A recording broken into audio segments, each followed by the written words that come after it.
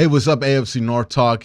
Quincy here to recap the week of AFC North football. We're going to start with the Browns here. They lose 27-10 versus the Los Angeles Chargers. And my main takeaway from this game is twofold. One for the Browns, one for the Chargers. I'll start with the one for the Chargers. One, I think I underestimated how good the Chargers defense was. I think they might have the best secondary in football. They definitely have one of the best defenses in football. And it really just looked like that. I know people are going to talk about Jameis struggling, and Jameis definitely did struggle, but it's not like the Chargers were giving them open opportunities to throw the ball anywhere. The Chargers were playing excellent defense, and the Browns offense struggled to execute against that. And I think I got to give the Chargers a lot of credit here for how well they played defensively, because I don't hear enough people doing that. I thought Justin Herbert played well in this game. Now, my criticisms of the Browns in this game are twofold. One, the run game has to be more of a factor than what it was in Sunday's game. They just couldn't get anything going. Nick Chubb, 2.5 yards a carry. And offensively, I understand that you're in a tough spot, right? You are not a great offense to begin with, and you're going up against a great defensive unit. But I would have liked to see a playmaker emerge from the Browns offense, right? David Njoku's supposed to be a playmaker. He was absent from the stat sheet this week. You know, he wasn't really a factor in this week's game. You know, Jerry Jeudy, is he going to be a playmaker? He didn't really do much in this game other than just take what the defense gave them. The only guy on offense that came close to playmaking is Cedric Tillman. But the lack of playmaking from the Browns skill players, I think, is going to be a problem when they go up against better defenses. I think this is a skill player arraignment of skill players that I think it's fine when you go up against, you know, teams that have medium to bad secondaries. But when you go up against a team that's one of the best in the league, you're going to see those problems pop up. And I think that's what happened with the Browns here. Now, defensively for the Browns is where I'm most disappointed. They did a good job against the Chargers, except for the 5 or 6 unacceptable mistakes that they made in this game. Denzel Ward with 2 busted coverages ended up with 14 points given up there. They gave up a couple of big runs when they didn't have to. This defense continues to have moments of brilliance, but also those moments of incompetence that you just can't have. So right now, the Browns, I mean, they look like a team that's not capable of beating the Chargers. I don't know what else to say there. They play the Saints next. I think they'll look better against the Saints, but the Browns look like a team destined for last place in the AFC North, if we're all being honest right now. Now let's look at the other team that was in competition for the Browns for last place, the Cincinnati Bengals. So the Cincinnati Bengals here are a team that I find to be interesting. They beat down the Raiders, right? And they're at 4-5, and things look a lot better for them than they did last week. But you look at these next 2 games. They play the Ravens.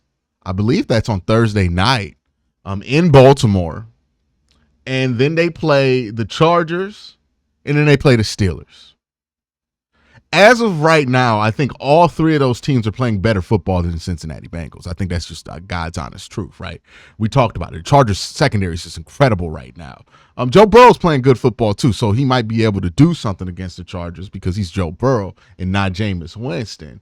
But still, the Chargers are not going to be an easy team to beat, especially in Los Angeles. Now, you do get the 10-day break to be able to play them, but still, it's going to be a lot there. The Ravens obviously going to be tough in Baltimore, and in Pittsburgh, obviously in division, a tough game there for Pittsburgh and for Cincinnati. So I can see a world where Cincinnati comes out of that stretch and they are 6-6, and they're in decent enough standing to make the playoffs. I can see a world where Cincinnati comes out this stretch and they're 4-8. So I think right here, these next 3 weeks for Cincinnati, the season's going to be determined for them, right? If they get 2 out of 3, their season's alive. If they get less than 2 wins in this stretch of 3 games, then they're pretty much done for the rest of the year. Because yeah, they'll beat the Cowboys, they'll beat the Titans, they'll probably compete against the Browns. We'll see if they beat the Browns there. I think the Browns will put up a good fight against them, because it's going to be tough to sweep them. But I think they'll beat the Broncos, but I think this is going to really determine how far Cincinnati can go. These next three games, they looked good versus the Raiders, but we all kind of understood that the Bengals should have won this game coming into it. This wasn't as close as I thought it would be, so that's why I give the Bengals a lot of credit here. But still a game that you expected the Bengals to win. And the last game of the week is the Ravens versus the Broncos. And I think everybody pretty much predicted this down the road on AFC North Talk. I think even Jared went as far as predicting the first correct booty beatdown of the year. So shout out to Jared. First booty beatdown prediction in his AFC North Talk career, and he gets it right.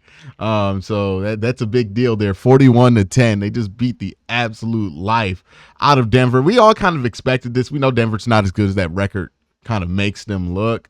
And Baltimore has done this a couple of times where they have brought a couple of teams into reality, right? They did this to the Commanders. They did this to the Buccaneers.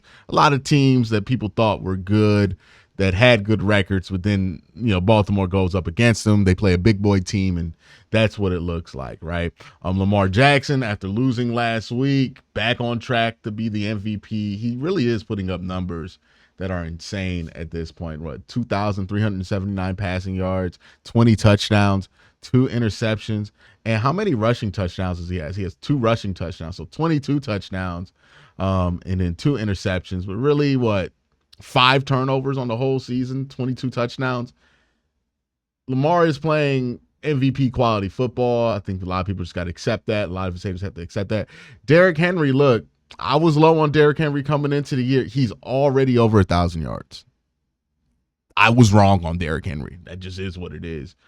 He's averaging 6.3 yards per carry. Last year with Tennessee, he averaged like 4.2. Now he's at 6.3 yards per carry, 11 touchdowns. Like, he can get hurt after next week, not play for the rest of the season, still put up a damn good season, a better season than I thought he would put up. So I give credit where credit's due. 9 games. I didn't expect Derrick Henry to be over 1,000 yards at all. He is still top tier. And then look, this season, if he wasn't already, he's going to get him into the Hall of Fame. And the Ravens do it again with the M&T Bank retirement home there. So, and also I think the important thing for the Ravens in this game is that they held an opponent to 10 points, right? The big concern with the Ravens isn't their ability to put up points. The big concern with the Ravens is their defense, and the defense showed up in a big way in this game versus the Denver Broncos. They didn't let a quarterback who was not on their level play up to their level because of poor play, which the Ravens have done a couple of times, right? They have losses on the season to Gardner Minshew and Jameis Winston. So that is, I think, a really good sign for Baltimore. We'll see what they continue to do. I think, to me, they feel like the best team in the AFC right now. They just don't have the best record in the AFC, but I think it's hard to pick somebody over the Chiefs, but if we're talking about how somebody's playing right now, if the playoffs start today, I think Baltimore would be the best team in the AFC right now. But that's my thoughts. Let me know your thoughts in the comment section down below. AFC North Talk. Y'all have a great day. Peace.